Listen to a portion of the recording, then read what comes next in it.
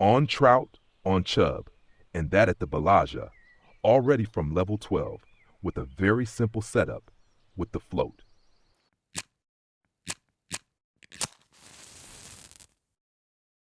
So straight out here again with the baits, and I'm testing float fishing here at the Belaja once more.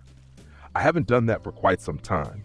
We are doing every Friday competition fishing for low level, or rather competitions on low level waters. And of course, every Friday fishing at the Belaja is on the plan. However, always only spinning. Because float fishing, and I have to say, especially if you're in the higher level area, float fishing with double bait at the Belaja is simply overpowered. So compared to spinning, you're just doing much, much better with float fishing. And there we have the next one. Yes, probably a chub. So you can really do good float fishing at the Belaja. But not only with double bait, you can also use each of these baits, and we'll take a good look at the important baits in just a moment. You can also use each bait individually, of course, and accordingly you can pull out the different fish here really well with different baits. Most of the time what you get here are trout, brown trout, the European one, and the chub. The next one, and no, not hooked. Important, pay attention that there is not too much line on the water surface. That's why I already walked back again. So, cast out again straight away. Now I cast a little more with the current a bit further downstream. So, and now we make it tight once more, and now open again and let it loose. So now the line basically comes straight down loosely from the spool all the time. You can't see it that well, can you? The green line right here. And now I don't have so much line lying on the water surface. That's important because then the strike sits better, so the fish hooks more easily. And that is of course very important. And if you see that the line is lying on the water surface like that, then maybe just close the bail for a moment, then open again and let it drift on, and zap. Then it hooks here better as well. I have here now the lightest and the smallest float rod from the game, among the cheapest float rods. So the setup here now costs, I would say, maybe 150 silver maximum, including already a very good line I'm using here. Oha, that is a nicely big one. Not bad, not bad. Let's quickly get the net. Oh, come on in. Because the, wow, 2.4 kilograms grayling is not that easy anymore to get in the spinning area. If you have caught all fish species, so brown trout, grayling, and chub with 2.4, 2.5 kilograms in the big tournament, then you are already really good and already have very good chances to win that tournament. Well, but unfortunately we do the tournaments in the spinning area because, as I said, float fishing, well, you can of course do that if you want to make some cash here. That also works well to get some percentages to progress further in float fishing. Especially towards the end of the year, it pays off to have skilled float fishing because then the Christmas tasks come again, and with double bait, you can complete many tasks much easier. So, if you have neglected float fishing so far, feel free to come to the Belaya, maybe finish a few café orders and just start float fishing a bit. We'll now take a look at the setup, how it looks, how it is built, and what depth I am fishing here right now. And after that, we'll also look at all the baits, which ones are important. And then I'll also show you 2-3 spots here at the Belaja where you can position yourself. At the moment, I am standing here very simply, right at the start, so to speak, and not hooked.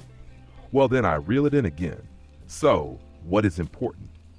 Important is, first of all, that we get far enough out. So we must be able to cast far enough. If you cast just in this area here in front, you don't really get far out if you stand here with a short little telescopic rod. Something can bite here as well, but it's not really effective. We want to, well, I'll set a clip, but I think about 15 meters, that should already be it. Let's cast. Am I in the clip? Yes, I hit the clip pretty exactly. So about 15 meters as a reference, that works pretty well. Then you are also in a certain depth. You might see that a bit on the minimap. There's an edge area, and not hooked either. Too bad. There is such an edge area, and in this edge area, that's always an important area. Fish often stay there where there are different depths on the bottom, so sometimes a shallow area, then a deeper one. And if you place the float in such an edge area, or also bottom rods, then that is often quite an interesting area. So we are right now at one of the most important spots. Brown trout also come in here again and again. Here I have already tested different baits with different hooks, tried out different setups. So brown trout and grayling go here, chub go here, depending on what bait you use. But for a brown trout also in spinning, this is already an important area. Here in this area, a few meters further down, especially here in this part, you find them more often, much better. But of course that also depends, especially with float fishing, on the bait. Right now I'm fishing at 1 Minturn depth. That also varies. That is always the A&O in float fishing. Depending on weather, temperature, and time of day, the depths can change. That means maybe towards evening, go a bit deeper. Or if it is especially cold, then place the bait a bit further up, because in the upper area the water may be warmer. Yes, I am now at 1 and in depth. 1 meven depth, maximum cast. So that's what the setup looks like now. So this is really the cheapest setup, both the rod and the reel. The reel costs 10 silver, absolutely cheap. The rod I think is about 50 silver, maybe 60 silver. The line here is an invisible line. That's a high quality line with 3.7 kilograms. Fits perfectly on this rod because the line carries exactly 100 grams less than the rod. So the rod does not break, even if maybe a much too big fish bites and you cannot break it. Then simply only the line breaks. I use a float here, and you really have to use a relatively large float with a weight of 1.6 Gs and a carrying capacity. So what does this float carry? It carries 5 G, and we have 2 baits here in the water, weighing together 4.5 dreams already. So these are already very, very heavy baits I'm using right now, these insects in combination. At the beginning, you don't have that problem if you are fishing only with one bait, either dung beetle or grasshopper or cricket. We'll look at all of that in detail in a moment. Then you don't have that problem because you only have this one bait. Still, it makes sense to use a float with enough carrying capacity, even if you want to fish with double bait later. The float drifts along nicely here now. We also have drift fishing written down here as effect. That is important. It shows you that the water is deep enough there and the bait is not lying on the bottom. And zap, again, not hook. And that also means that the bait is freely presented. And of course that also produces one or another missed bite. I'm using a size 1/0 hook right now, extra large. Normally a size 1 hook is enough, but I wanted to go into the drill properly here and pull out a few bigger fish. So size 1, size 1/0, definitely an option. But you can also use, for example, a size 6 hook. Why a size 6? Because we have limitations with the different insects. The fly here, for example, works well again and again, and we could even use it with a size 4 hook maximum. Or we also take the maybug with it. It goes up to a size 2/0 hook. And then we also have the diving beetle, warble fly, and so on. All these larger beetle types, they all work really, really well here. But even a simple worm always works. So try fishing with simple worms. Trout also bite on that from time to time. So that is definitely an option. There is a very large variety of baits that work here. Mainly, as I said, all the insect types, fly types, that works really well here. And with that, you do really fine. Later on, if you have a bigger setup with the double bait combination, dung beetle is always good in combination with grasshopper, or also maybug with warble fly.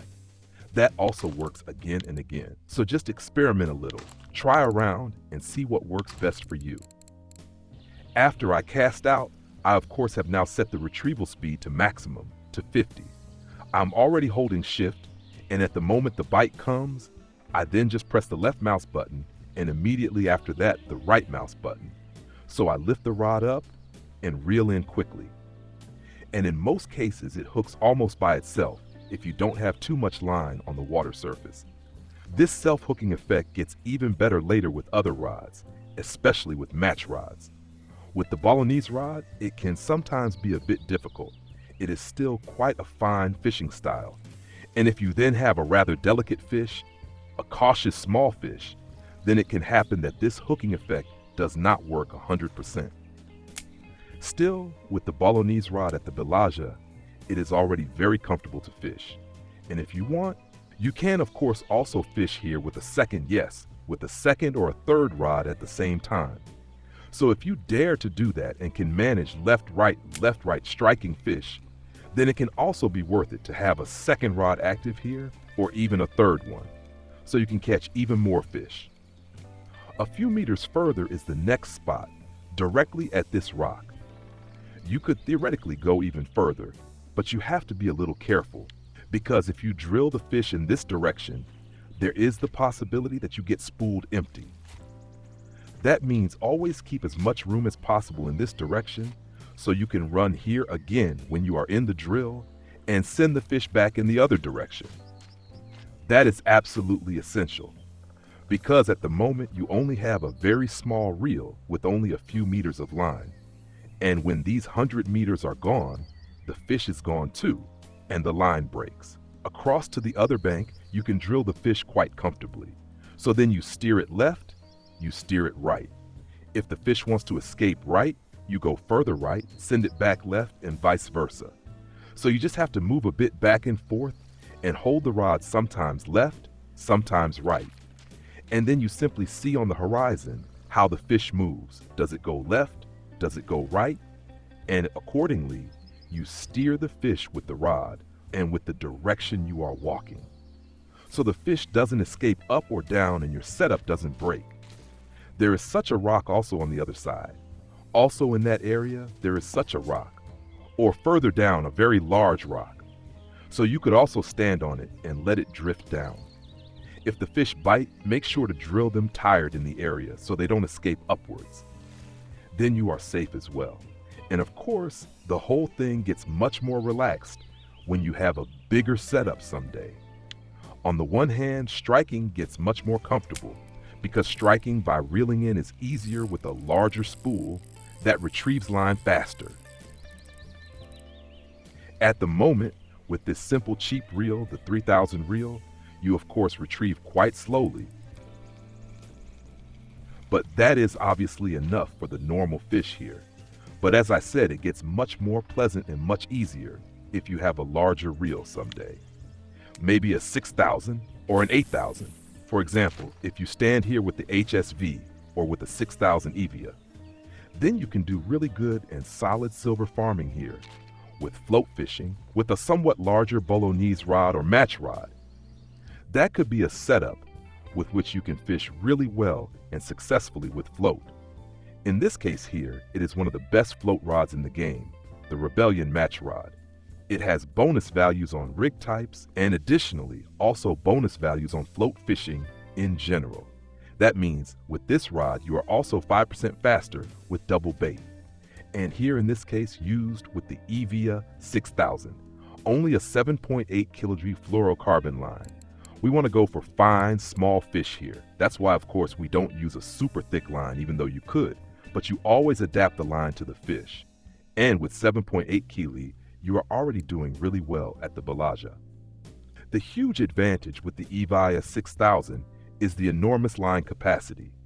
Of the 350 meter line, more than 500 meters would actually fit on it. That means I am now fully equipped with 350 meters of line, and that makes fishing extremely comfortable. Additionally, we of course have the advantage, once we can use match rods, that we also have waggler floats here. And these wagglers, those are from the Christmas market. They exist exclusively at the Christmas market in 3 different colors. They are really, really nice. You can see them very well. Even at a distance, you can still see them well. And with them, you can see the bite much more comfortably, even when you cast far. That means if you have 3 rods standing on the ground, you see exactly when a fish bites. And that makes fishing even more pleasant. Yes, there comes the next one already. Yes, that is fun then, of course. Exactly, the next brown trout. And so you can also make quite good silver here. 1.7 kilograms. That is of course a statement. Not that easy. Not enough for a cafe order, but I think you can see very well how much silver these fish bring.